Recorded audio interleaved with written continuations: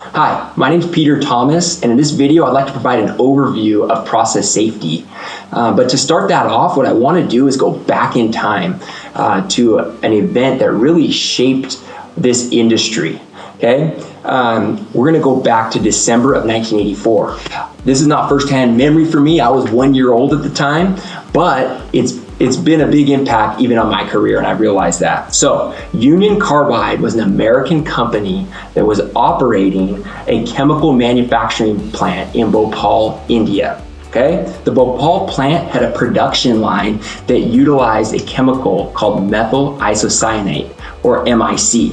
And this was a really dangerous, nasty chemical. MIC was toxic, flammable, and also very, very reactive. To give you an idea of how dangerous this chemical is, OSHA has assigned a permissible exposure limit to MIC of 0.02 ppm.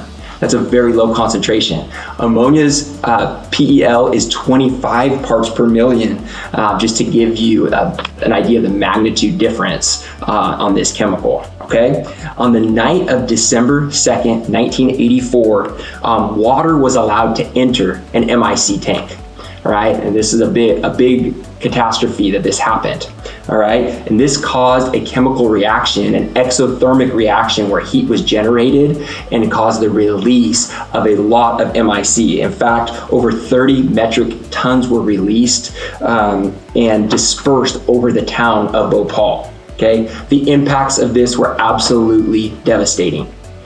All right, the official death toll is 2,259, but there was a government report done in 2006 which connected over 500,000 injuries to this incident. Consider that, 500,000 injuries to one chemical release. Some estimate that over 8,000 additional deaths occurred because of this within 2 weeks of the release. So this was a substantial, devastating accident. There are two main conflicting viewpoints about what caused this.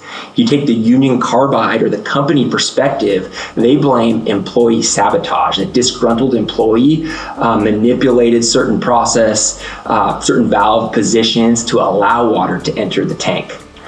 Whereas the official government report and the investigation that was done blamed a very poor safety culture and a heavy attempt to save money on Union Carbide's poor maintenance and safety record. All right, so I don't want to try to slice and dice that, but there are conflicting reports in terms of the investigation. Union Carbide to this day maintains employee sabotage did this. So this event became headline news throughout the entire world because of how devastating the effects were. The next year, in August of 1985, there was a chemical release at a plant here in the US. It was in the town of Institute, West Virginia. All right, and the release didn't have nearly the same impacts as Bhopal, but it did cause health effects to at least 135 people. Now, I mentioned this because it was recognized that that same plant in Institute, West Virginia also used MIC. It wasn't the MIC that released, but the question started being asked, could the Bhopal incident happen here in the US? In 1986, this led to Congress approving the Superfund Amendment and Reauthorization Act, also known as SARA. Okay, and this was to tighten up process safety in the US to make sure a Bhopal-like event couldn't happen here in the States. All right, then in 1990, Congress amended the Clean Air Act, which authorized EPA to enact the Risk Management Program, and OSHA, the Process Safety Management, or PSM program, which we're still living with today. All right. I guess you can kind of say the rest is history in that regard. So I share this all as a background because process safety regulations tend to follow a similar pattern. Something bad occurs, a release occurs that affects people unintentionally, typically. People then, secondly, become alarmed because they don't want that to be repeated, and they certainly don't want it to happen in their backyard where they could be affected by a chemical release. And then that leads to third, government enacting a regulation. And we see this over and over again when talking about process safety regulations. Okay, now I'd like to introduce you to the 4 major process safety regulations by giving a bird's eye view. This is going to be the 30,000 foot view so that you have a basic understanding of the framework that we're dealing with. Okay, up on the board here, I've written down the acronyms for these four major regulations. Like in many industries, to be familiar with process safety, to become an expert, you have to get used to acronyms so you can speak the language. All right, and these are RMP and PSM. I've written these in with a black marker to indicate they're federal regulations, meaning they're enforced at the United States federal government level. And then in the pink marker, we have the CalARP and PSM. Again, no, that's not a typo. There's PSM federally, and there's also PSM in the state of California. I'm not going to go over every single state in the country. There's other state-specific laws, but here in California, this is kind of the major framework. Now, also notice down here, I've written a fifth, GDC. That stands for General Duty Clause. It's something that during this video series, I want you to get familiar with, because even if you happen to not be subject to RMP and PSM at the federal level because your threshold of the chemicals that you use are low enough, you still are subject to the General Duty Clause, which we'll talk about more in future videos. All right, so what I want to point out about these regulations, first is their code reference. And that might sound like the most boring topic ever. If that's what you're thinking, I don't blame you, but there is something I want to point out. First of all, let's just look at RMP. We see, I wrote down here 40 CFR subsection 68 or part 68. CFR is another acronym that stands for Code of Federal Regulations. Same is used here on PSM because it's a federal regulation. Notice on the California it says CR. That's the California Code of Regulations. So what I want you to do is picture in your mind's eye that you're in a library. Okay, go back to your grade school days, whatever. Books are in shelves and they're organized by the genre of the book, right? You have fiction books here, you have biographies here, you have reference materials there, and things are ordered in a certain manner. Same thing when it comes to regulations that our government enacts. So the first and foremost would be the CFR versus the CCR. These are kind of like separate libraries. These ones here are the California laws, CCR. These here are federal laws, or CFR. Then second is the first number. I didn't write title, but that would generally go before this. So we're at Title 40 CFR for RMP versus Title 29 CFR for PSM. The title, think of that as like the genre of the regulation, if I want to use that illustration. And anything that's in Title 40 CFR is environmentally focused. The RMP rule is enforced by the US EPA, the Environmental Protection Agency, so it makes sense that this would be in Title 40. PSM is enforced by OSHA, so anything in Title 29 is OSHA focused. In other words, it's focused on employee safety, okay? Then we have our paragraph number, which is the numeric value. Like in the case of PSM, it's 1910.119. That is the specific, that specific spot on the shelf now in our library. And it probably wouldn't surprise you then that near 1910.119 would be other regulations relating to chemical safety. So for example, you might be familiar with the HAZWOPER regulation for hazardous waste operations and emergency response. Well, that happens to be 1910.120, all right? So these are near each other. Similarly, in the California PSM, everything in Title 8 is Cal-OSHA focused. 5189 is PSM. 5192 would be HAZWOPER.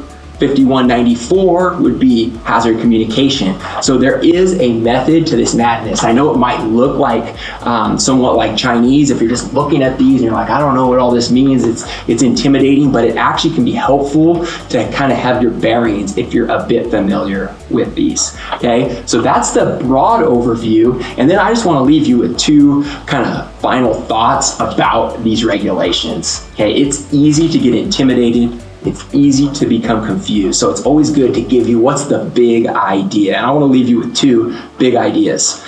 First is that the aim of all of these regulations, RMP, PSM, CalARP, as well as the general duty clause, is to prevent accidental release of hazardous chemicals. So whenever you're confused and you're feeling like, I don't remember what I'm supposed to do, remember, the big idea is always prevention of accidental release. That's big idea number one. Big idea number two is RAGAGEP. Oh, that's a mouthful. RAGAGEP is another acronym, Recognized and Generally Accepted Good Engineering Practice. Believe it or not, when you read these laws, if you were to print them out and read them on a piece of paper, they don't have a lot of prescriptive or specific requirements. Instead, in many instances, these regulations point to Recognized and Generally Accepted Good Engineering Practice, or RAGAGEP. So what is RAGAGEP? Well, RAGAGEP is industry literature. So I have here a copy of IIAR Standard 6. IIAR is the International Institute of All Natural Refrigeration. They produce or publish a whole suite of standards for ammonia refrigeration, which are RAGAGEP. All right, so inside this book, which happens to be the inspection, testing, and maintenance standard, there's all sorts of minimum requirements. These are not written in the law, but because of how RMP and PSM are written, they kind of become law. So it's important when you're in the realm of the process safety world that you understand what your RAGAGEPs are. So that's big idea number two. Big idea number one, prevent accidental release, and big idea number two, know your RAGAGEP. All right, we're going to continue our trek through our overview of process safety regulations by going a little bit deeper on RMP and CalARP. Okay, and remember, RMP is a federal regulation that's enforced by the US EPA, whereas CalARP is California's version of that regulation. All right, very similar, but there are growing differences as time's gone on and regulations have changed. So the CalARP program, one of the more noteworthy differences of the CalARP regulation compared to RMP as it pertains to ammonia is that the threshold quantity to be subject to the rule in RMP is 10,000 pounds of anhydrous ammonia, whereas in CalARP, it's 500 pounds, 20 times lower. So that just gives you one example. In general, the California regulations are kind of known as being more stringent than the RMP or federal regulations. All right, so in both RMP and CalARP, they can be thought of as a three-part program. Think of it like a stool. It's got 3 legs on it. That's RMP and CalARP. Here are the 3 legs. The first is the hazard assessment. Then there's the emergency response component. And the third is the prevention program. Let me discuss each of these briefly. First is the hazard assessment, okay? Remember, the focus of RMP and CalARP, being that they're environmental regulations, is what might the effects be outside the boundary of the facility. Therefore, it makes sense that they would have as part of their regulation a requirement to model a release scenario, and that's what the hazard assessment is. The hazard assessment includes an off-site consequence analysis, what public and environmental receptors might be affected if there is a release. And I'm not going to go into all the details of how that's done, but ultimately a hazard assessment will generate typically some sort of map like this. We've modeled a release scenario given the wind direction, other weather conditions, and the location of the facility, and then we can use available census data to determine how many people might be affected by a worst case release. Similarly, we can look for environmental receptors that might be nearby.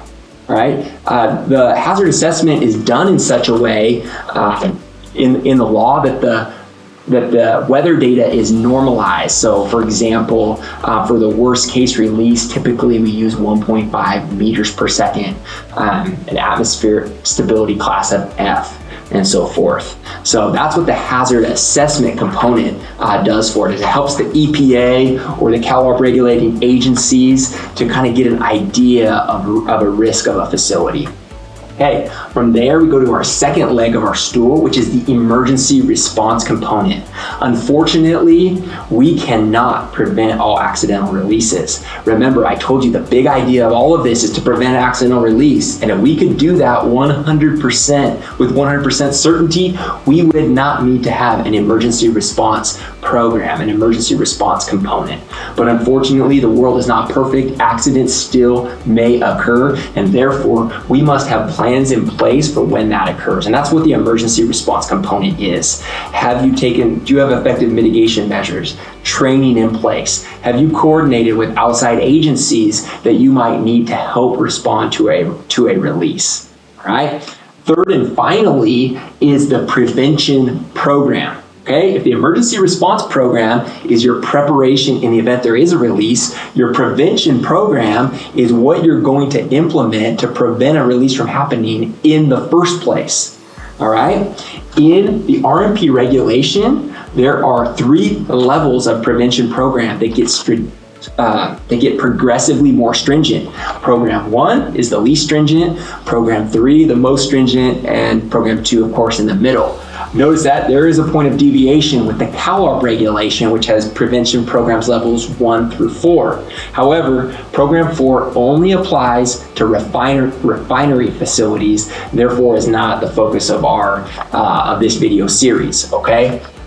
So this is a bit deceiving in that I've told you there's 3 parts: hazard assessment, the emergency response, and prevention program. It's kind of like maybe they're equally weighted, but it turns out this prevention program is quite a big deal because this is made up of more than 10 individual components.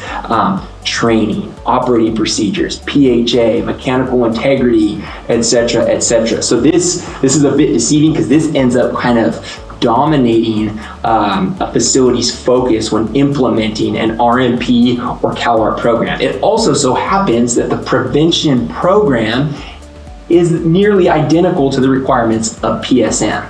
So we could say this a different way, that RMP and CalARP have 3 components, which are hazard assessment, emergency response, and PSM. And that wouldn't be altogether inaccurate. That might be a helpful way to think about it. Starts a little more daunting task of kind of going through the prevention program for RMP and CalARP, which I said in the last video happens to be the same requirements, essentially the same requirements as PSM. Of course, there are differences, and I've outlined them here underneath the Cal PSM. So we're going to start with process safety information, or PSI. Process safety information is really a little bit of a misnomer. I'd prefer it had been called technical documentation, because that's really what it is. It's technical documentation about your covered chemical process. All right, and the starting point for that is the safety data sheet. I'm holding the safety data sheet here for anhydrous ammonia.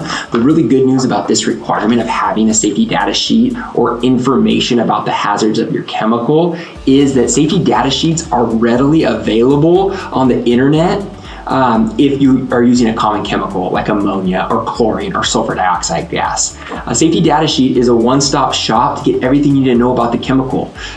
What are its dangers? What are your permissible exposure limits? What should you do from a first aid standpoint if you get exposed to this chemical? So very helpful, and these need to be readily available at a workplace and also as part of the PSM and RMP program. Okay, I'm not going to cover every element of PSI, but I'm just going to highlight some of the more important ones. So the next one is materials of construction. So your covered process is made out of something, right? For an ammonia refrigeration system, that's vessels, pipes, valves, other equipment like compressors and condensers. Starting point for the materials of construction is the manufacturer's data report for pressure vessels and heat exchangers. I'm holding one here. It's called the U1 form, and this is an ASME template that vessel manufacturers utilize, and this tells me everything I need to know about my pressure vessel on the day it was built. I like to call this the birth certificate for the pressure vessel or heat exchanger. Okay, it has the material specification, its nominal thickness, even what types of welds were done to connect the heads to the shell. So this is an important documents to have.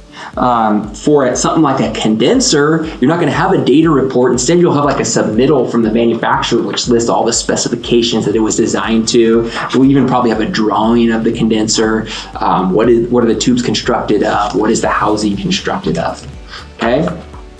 Probably the most well-known document in process safety information is the P&ID, right? Here's a P&ID for a simple ammonia refrigeration system. P&ID is an acronym that stands for Piping and Instrumentation Diagram, and it is a schematic that shows how your covered process is interconnected, the vessels, the pipes, the valves, etc. And it's an important document for any operator or emergency responder. You can't see it from what I'm holding here, but all the valves on this are numbered, and this becomes then your blueprint for writing operating procedures and for planning for emergencies. And then another important document is the relief system design and design basis. For ammonia refrigeration, that means interacting with this scary equation, which is used to calculate the allowable length of the discharge piping for relief valves. The good news is there is many spreadsheets and even commercial software available so that you don't have to be punching these numbers into your calculator. But it is important that you know that your relief system is compliant and that you have that documented, okay? Because that is a requirement of process safety information. Similarly, your ventilation system for your machine room, if you have an ammonia refrigeration system, you have to have documentation about that. What is the basis for the airflow rate? Current codes and standards require 30 air changes per hour. Maybe your system has that and that's well documented, or maybe it was built according to an earlier code that required something different, in which case it's vitally important that you have that documented. And that's a great segue into the final element of PSI that I want to discuss, which is design codes and standards employed. I'm holding up one sample document that we prepared for a client, which is just simply a narrative description of what their system was built in accordance to. This is a very important document and really becomes ideally like a running document over time, like as the system changes or a room is added here or there, that you keep track of what it was built according to. That way, down the road, a government agency can't force you to upgrade due to some new code or standard, so long as you have it clearly documented. My suggestion for keeping PSI up to date is to check things once, twice, and thrice. The reason why is things get changed. What one person said isn't always what ends up being in place. So there's an old saying, trust but verify. So it's good to trust the people, but even better to verify once things are all, dialed in. The next element of a prevention program is process hazard analysis, which is better known as PHA as an acronym. Okay, and what a PHA is really just a study of risk. It is a cornerstone element in any PSM or CalARP RMP program because it's required initially when the process is built, and then its frequency of updating or redoing it is every 5 years. So it's one of those big foundational elements that is really important and requires a lot of engagement from a facility and often outside consultants and contractors. I'm gonna hold up the P&ID that I referred to in the last section about PSI. What a PHA is looking component by component and asking strategic questions about risk. So for example, we might look at this condenser here and say, hey, what if the condenser fan fails? And then the PHA team, because PHAs are always done by a team, would discuss possible outcomes of that. So for example, in that scenario, the fan fails, it's going to cause the discharge pressure to rise. Okay, as the discharge pressure starts to rise, we might identify that there's safeguards in place on the compressors that they'll cut out on high pressure cutout. And that might be an opportunity for the PHA team to make sure those safety devices have been tested. And if they haven't, to implement a recommendation or make a recommendation to lower the risk to an acceptable level. So PHAs take a long period of time and are done by a team. right? There's various methodologies for doing a PHA. In the example I gave, you notice the question started with what if the condenser fan failed. That's one of the more common methodologies, the what if or what if checklist methodology. Another common methodology is called HAZOP, Hazard and Operability Study. And then there's other approved methodologies. And really all of these are just tools and can be very helpful if done correctly.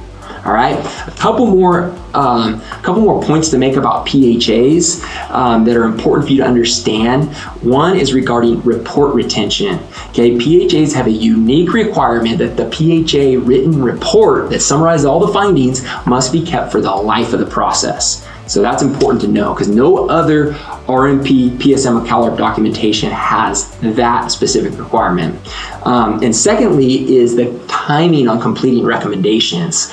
In the CalARP regulation, California only allows 2.5 years for completing all PHA recommendations. And if you need more time, you have to get special approval by the administering agency that enforces the regulation. That would be the local county in most cases. All right, there is a lot more that could be said about PHAs. For example, California has some specific requirements as it pertains to external events and seismic events. Actually, the RMP regulation was modified in May of 2024 and has new PHA requirements, but those are beyond the scope of this video to cover.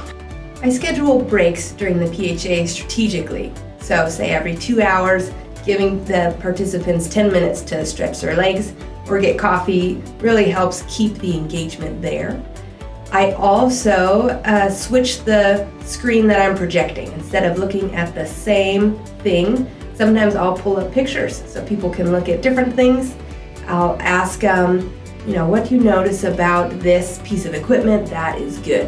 What is bad in this piece of equipment? So those things I find helpful for engagement. So moving on, we'll now talk about operating procedures. The law calls them operating procedures. Out in industry, often they're called SOPs, standard operating procedures. That's a common acronym applied to them. And what are they? They're instructions. That's what an operating procedure is. It's instructions. How do I operate this chemical process? But of course, there are prescriptive requirements, and I'm not going to get into each one of those. But the operating procedures must address all the various operating phases, such as startup, shutdown, any temporary operations, maybe draining oil from a vessel, maybe what to do during a power failure. That would be a temporary operating phase. Normal operations is an operating phase. Startup following an emergency shutdown is another operating phase. So it's important that all of those are addressed.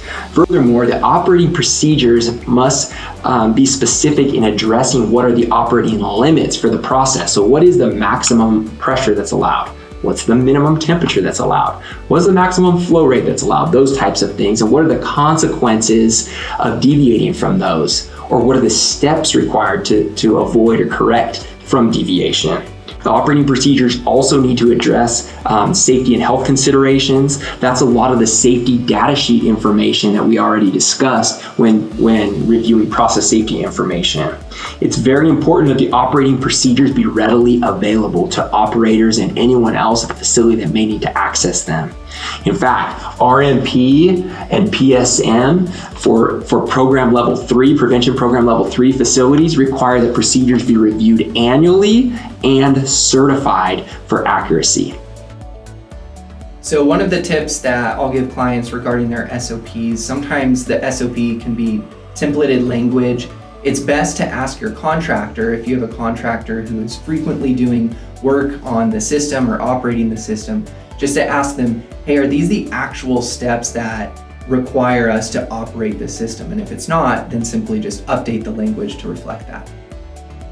All right, mechanical integrity, sometimes known by its acronym of MI, is one of the more time-consuming elements of a prevention program.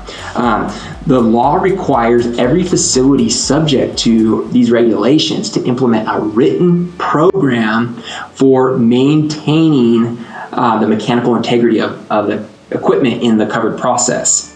All right, and this hits on one of my big ideas from the beginning of this video series, which is that of RAGAGEP. RAGAGEP's shown up again. Remember, that's recognized and generally accepted good engineering practice. So when we talk about ammonia refrigeration, our mechanical integrity program must be in accordance with RAGAGEP, such as in accordance with IIAR Standard 6, for example, which is the minimum requirements for inspection, testing, and maintenance of an ammonia refrigeration system. This document lays out all the requirements, the minimum requirements for ammonia refrigeration components. Whereas if we were to just look at the regulation, it's going to not list very many prescriptive requirements. The RAGAGEP, referencing RAGAGEP pertains both to the frequency of the inspections and also the procedures that are followed to do the inspections. Okay, obviously, if it wasn't documented, it didn't happen. So it's very important that mechanical integrity activities are documented and any deficiencies are resolved within a timely manner. It seems to me that the primary obstacles for a successful MI program are organization and staffing. And by that, I mean that if a facility doesn't have an organized and intuitive system in place, usually through some type of software or binder program, which is kind of antiquated, but some type of software for scheduling, tracking, and documenting the various ITM activities, that company is inevitably going to have gaps in their program. And I really see this all the time in audits, because one person can't just remember everything. So if you don't have that system in place, you're just going to miss things. Secondly, as far as staffing is concerned, it's been my experience with hundreds of facilities that small and medium-sized facilities generally don't have the internal staffing to fully implement an MI program. And as such, I usually recommend that these types of facilities have some type of service contract or PM contract in place with a reputable contractor. Okay, we're moving on to our next component, which is training. So in order, remember, big idea number one is all of these regulations want to prevent accidental release. Obviously, it's important that our employees are trained.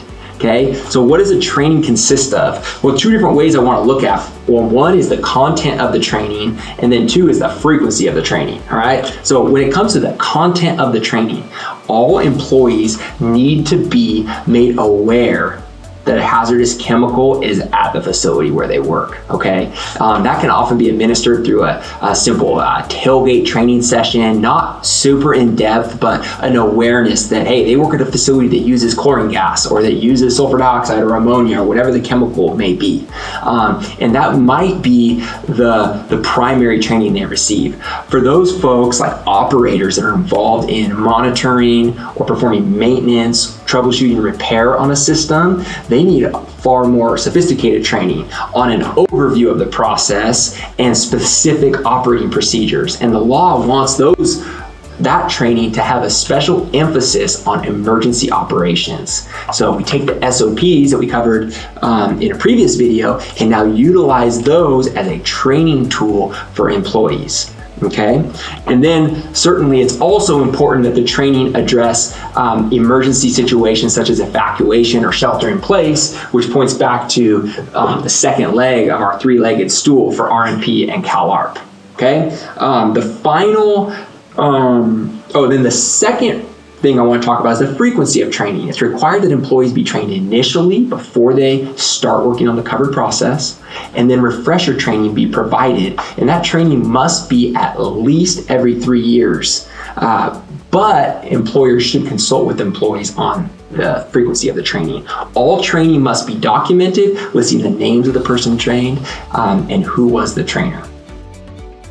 Oftentimes we see that the operators themselves are competent and know their plant well, know the operations well, that the documentation that they were trained on that are sometimes lacking altogether, or it's missing some of the required elements from the PSM or RMP regulation.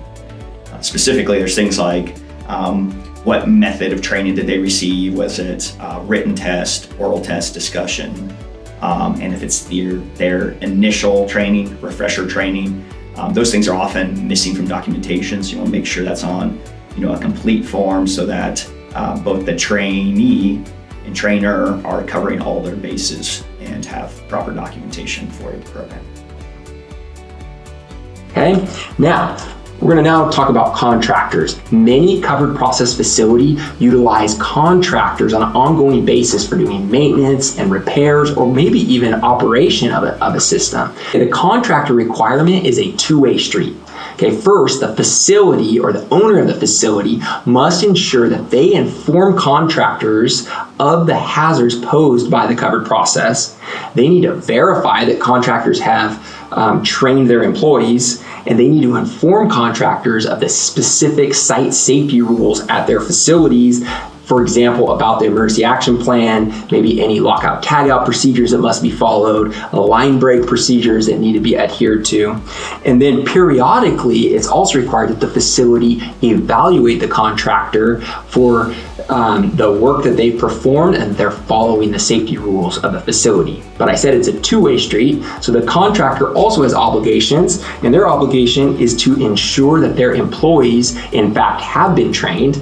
Okay, and then provide documentation upon request. One of the more common documents requested is the injury and illness log, so that the facility can verify, hey, this contractor is not having employees hurt every other day.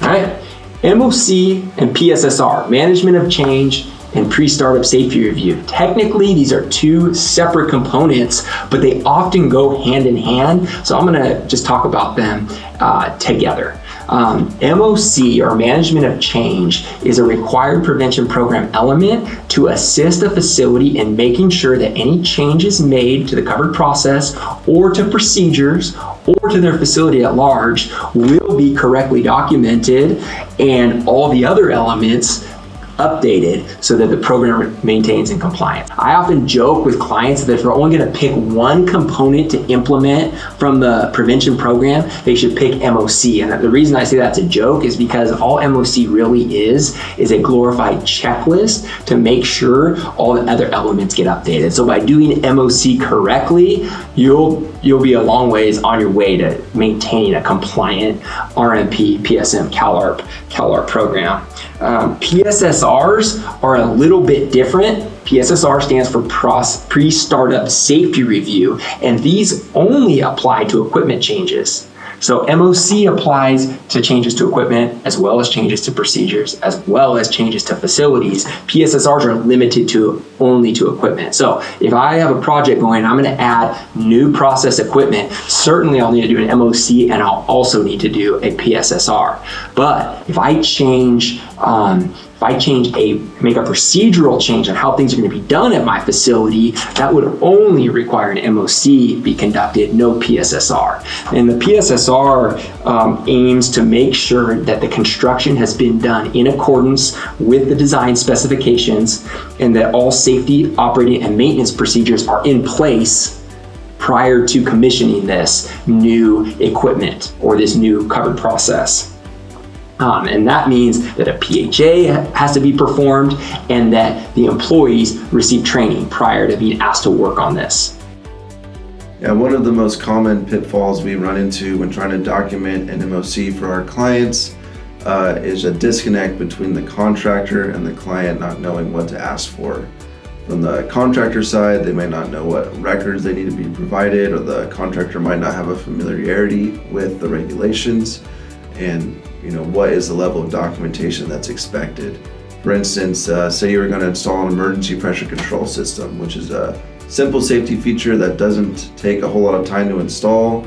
It's going to trigger a whole lot of different updates to your program. So you're going to have to update your P&IDs, you're going to have to update your safety systems document, you need a new maintenance procedure for that, make sure you're doing annual inspections on it and testing. You need to write an SOP for that. And so commonly, a client's not necessarily going to know that all those things need to be updated from that triggering event, as well as the contractor providing the test pressure records or things like that. So it's often good to have a third party to kind of help know what kind of different items are going to need to be updated for what seems like a small change. Okay, the next element that we want to discuss is hot work permits.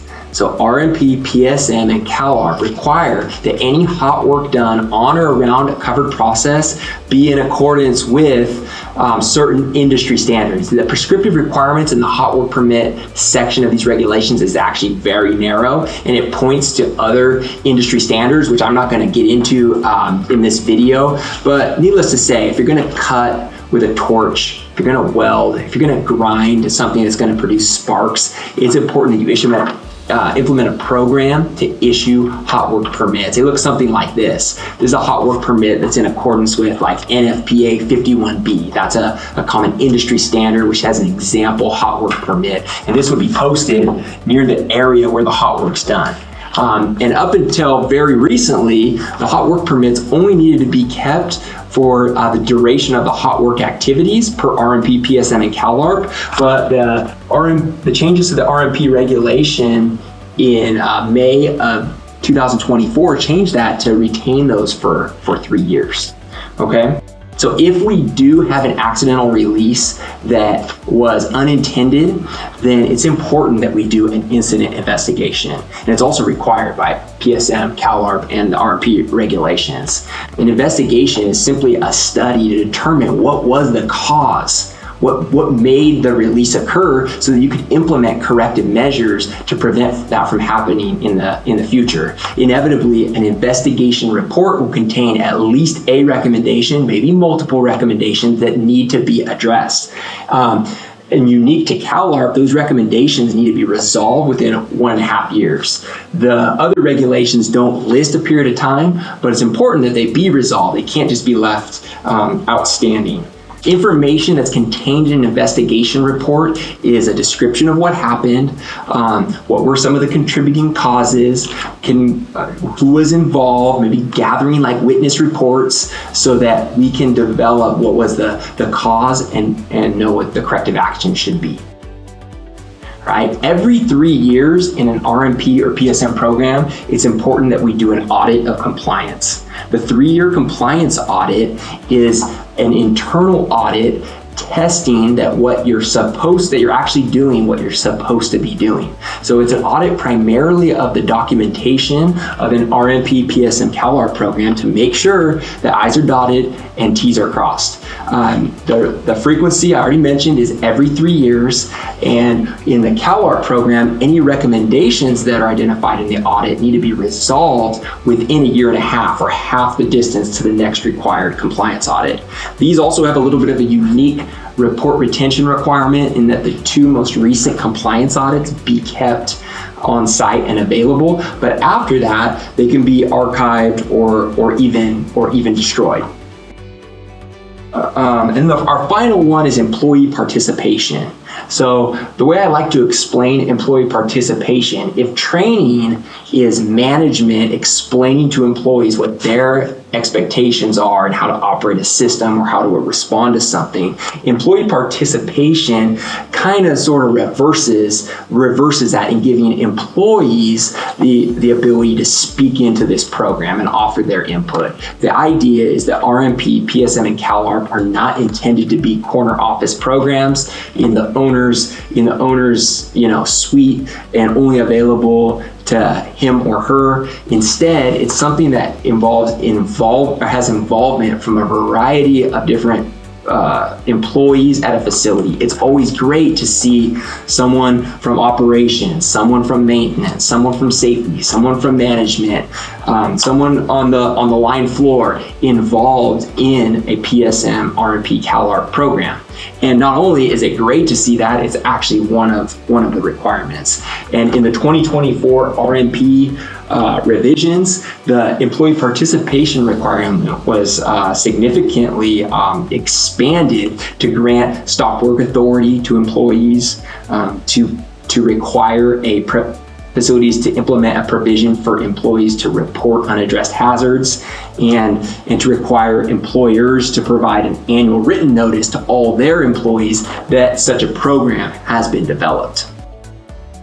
put the capstone on this training by addressing the general duty clause. I mentioned this in the introduction, but it is possible that you have a covered process that's less than the threshold quantity, and therefore you don't have to comply with RMP, PSM, or even any of the California regulations. But even in that case, you still must adhere to the general duty clause. What is the general duty clause? Well, in short, I like to call it PSM light. It's just a less stringent, more vague version of all that we've discussed already.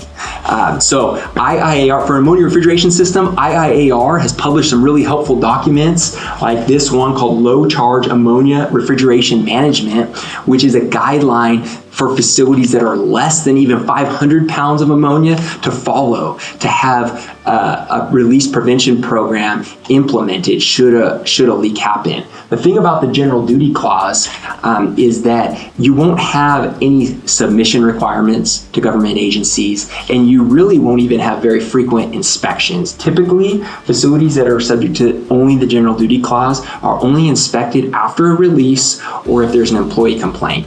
There's some exceptions to that, but by and large, that's when you expect to have a release. Now, there are actually two different general duty clauses. OSHA has a general duty clause, as does the EPA. OSHA's general duty clause is in section 5A1 of the Occupational Safety and Health Act, and it requires that employers furnish a workplace that's free from recognized hazards. So what are recognized hazards? Well, that puts us back at concepts such as like RAGAGEP, recognized and generally accepted good engineering practice. So if OSHA were ever to do a general duty clause inspection at your facility, they're going to be comparing it to what are recognized practices for other similar facility. Okay, EPA also has a general duty clause that's very, very similar, and it's in Clean Air Act, section 112R1, and this is what it states. The owners and operators of stationary sources producing, processing, handling, storing such substances have a general duty to identify hazards which may result from releases using hazard assessment techniques, to design and maintain a safe facility, taking such steps as are necessary to prevent releases and to minimize the consequences of accidental releases which do occur. Right? So even if you're under the threshold quantity and EPA happens to do a general duty clause inspection, they want to make sure you're implementing measures to prevent accidental release, which brings us full circle back to my very big idea when we started this training, which is the whole purpose of all of this stuff that's on our whiteboard and that we've discussed is to prevent accidental release. So I trust you found this useful and enjoyed the training.